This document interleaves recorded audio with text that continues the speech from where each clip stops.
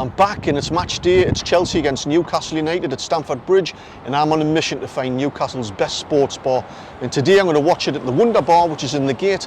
So we're going to take a look at the place, we're going to speak to fans, get some analysis, and I'm even going to throw in a little bit of history as well, all packaged up into one video. It's coming up.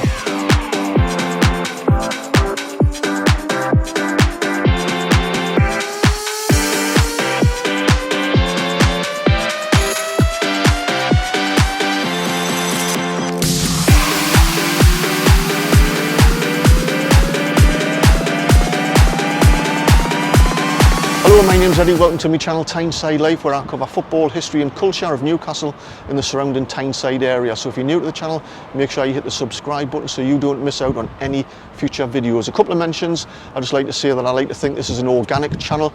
I don't use any social media platforms to promote it other than just the YouTube channel.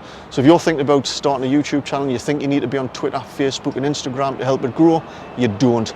And my channel's a living example of that. Also, I've been approached by 7 or 8 online digital software companies to help promote their products, and I think you get pestered enough with the adverts I have no control over. So I'm not going to take advantage of you watching my videos for me to make a few extra pounds. So it's important for me for this to be authentic and an organic channel. I don't ask for drinks or food when I'm showcasing pubs and cafes, and in actual fact nobody's actually asked us if I want any free drinks, but it's important to me that I maintain that so that I'm free to say whatever I want to say. First of all, thank you to everybody so much for buying me a coffee, leaving me a tip on my coffee account. It means a great deal. Thanks very much. And if you'd like to leave us a tip or buy me an online coffee, I'll leave the link in the description box below. Thanks again. So another mention, Gordon Lee passed away a few days ago. He was a manager of Newcastle back 75 to 77. That was actually during the time when I went to my first game in 76. And Gordon Lee is famous for taking Newcastle to the League Cup final in 1976, where we were beaten by Man City 2-1 in that famous overhead kick by Dennis Stewart. He's also infamous for selling Malcolm MacDonald and Terry Hibbert, and then he buggered off to Everton for 3 or 4 seasons. Unfortunately, this match today is shrouded in massive controversy, obviously with what's happening in Ukraine by the invasion of Russia. So Roman Abramovich, the ex-director of Chelsea, has had several sanctions slapped on him, which effectively means Chelsea are unable to trade in any way as a football club. And I do feel sorry for the club, everybody connected with it, and the fans, and I don't say this lightly, I don't take any pleasure in saying this, but I think we've seen the beginning of the end of Chelsea Football Club as a dominant force in England and Europe. Although I might still see them lift some software this season, it's really, really tough times for Chelsea. A couple of weeks ago they were looking to buy Declan Rice for about 100 million. Now I don't even think they could afford egg fried rice. So what do I think is going to happen today? Tough one to call. It depends what sort of mood Chelsea are in. If they're feeling sorry for themselves with the form we're in, we could actually nick something today. If Chelsea are in a bad mood today, we could get a bit of a stuffing today. So I've got no idea. We're just going to have to wait and see. Now there's something really interesting about where I'm stood now on Newgate Street and outside the gate, and it's very historical to Newcastle. So I'm going to ask some fans why, or what their understanding is as to why the gate is called the Gate. But I'm going to tell you at the end what the answer is. Honestly, I haven't got a clue. Right, honestly, I'm guessing there must have been some sort of gate to like an old castle or something, because it's obviously called Newcastle. There used to be a castle here. Is this where the gate of the castle used to be? I have no clue, Eddie. I think it's called the Gate because it's on Newgate Street.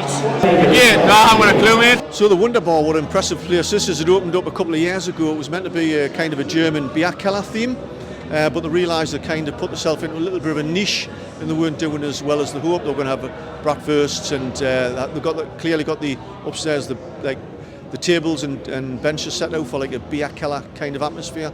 But then they decided to change things around a bit and have a multifunctional bar with the live sports. They've got live music, I think, every night. Student night on a Wednesday. They've got Mad Mick on match days, who likes to get their crowd whipped up with some comedy and some laughs and whatever.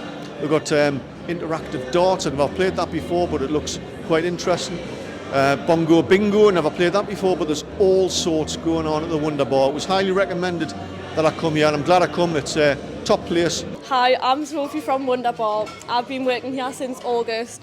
It's a multifunctional bar that shows live sport. We've got interactive darts, live music, Mad Mick on match days, and it's just a great time in Newcastle and you should get yourself down. If you'd like to see more videos like this and be notified the moment I release the next one, make sure you hit the subscribe button. Hi, my name's Mark. I'm from Motherwell. Down watching Newcastle here on the TV. Been down for a concert last night. Down with my friend Kieran, and we're enjoying the atmosphere and we're loving the city. Have a great day.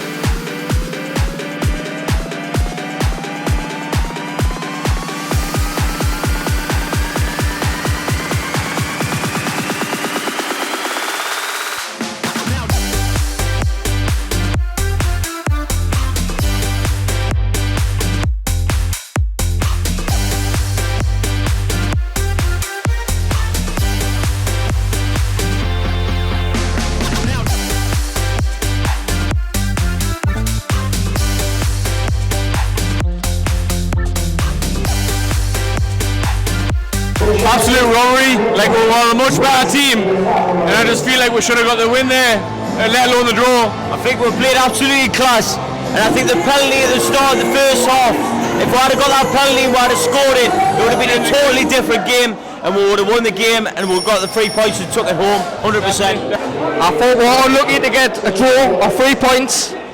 I think we should have had a penalty, not just saying that as a Newcastle fan. We deserved a penalty, we deserved at least a draw. Unbeaten in 10, it was well deserved, but that's how football goes, isn't it? Right, I thought we dug in really well and we grafted, but we got done by VAR and a bit of quality. I thought we were excellent yet again. Another good performance on the travels. How that wasn't a red card absolutely baffles me. And then the penalty, but you know, 1-0 away to Chelsea, could have been worse. But I think we were genuinely robbed today. I thought Newcastle played brilliant, well, deserved at least a point, Stonewall penalty, good finish, quality, but if that's what we've got to aim at, fair play to you, we'll catch them up. What an absolutely brilliant tactical performance by Newcastle United and the team that Eddie Howe put together. We matched Chelsea from, in my opinion, pound for pound through the whole game. We didn't deserve to get beat. I mean, the Jacob Murphy thing in the first half, I'd have to look at it again. It looked like a Stonewall penalty. I'm not sure if the free kick started just outside the box, but I'll have to look at it again. But certainly the foul on Dan Burns with the elbow to the forehead, man, come on. I mean, that was a sending-off offence. You know, we deserved at least a point from that game. It's testament to how far we've come under Eddie Howe, that we're coming away from Chelsea disappointed that we've been beaten 1-0. We were absolutely outstanding.